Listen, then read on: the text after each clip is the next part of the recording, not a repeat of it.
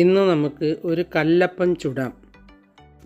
ഇതിന് ഞാൻ എടുത്തത് 500 ഗ്രാം പച്ചരി, 1/4 കപ്പ് ചോറ്, 1/2 ടീസ്പൂൺ ഈസ്റ്റ്, 1/2 ടീസ്പൂൺ പഞ്ചസാര, ഒരു ചെറിയ മുറി തേങ്ങ, 2-3 അല്ലി വെളുത്തുള്ളി, നുള്ള് ജീരകം, ഉപ്പ് ആവശ്യത്തിന്, ഏലക്കായും ചെറിയ ചുവന്നുള്ളിയും നിങ്ങൾക്ക് വേണമെങ്കിൽ എടുക്കാം. 4 മണിക്കൂർ നേരം കുതിർത്തി വെച്ച അരിയും മറ്റ് സാധനങ്ങളും എടുത്ത് നല്ലതുപോലെ അരച്ച് അതിലേക്ക് ഈസ്റ്റുമിട്ട് ഒന്ന് ഇളക്കി മൂടി വയ്ക്കാം.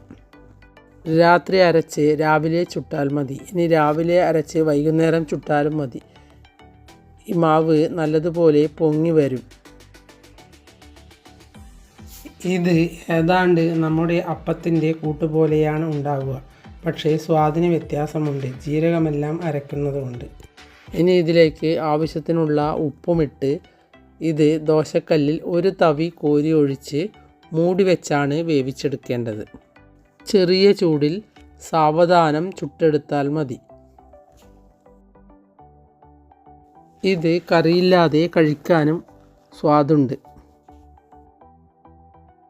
ഇത് ദോശക്കല്ലിൽ ഒഴിച്ചു കഴിഞ്ഞാൽ തവി കൊണ്ട് പരത്തരുത്. മൂടി വെച്ച് ചെറിയ തീയിൽ വേവിച്ചെടുത്താൽ മതി. ഇങ്ങനെ ഒരുപാട് ദ്വാരങ്ങളുണ്ടാവും. മറിച്ചിടേണ്ട ആവശ്യമില്ല. എൻ്റെ വീഡിയോ ഇഷ്ടപ്പെട്ടുവെങ്കിൽ ലൈക്ക് ചെയ്യാനും സബ്സ്ക്രൈബ് ചെയ്യാനും മറക്കരുത്.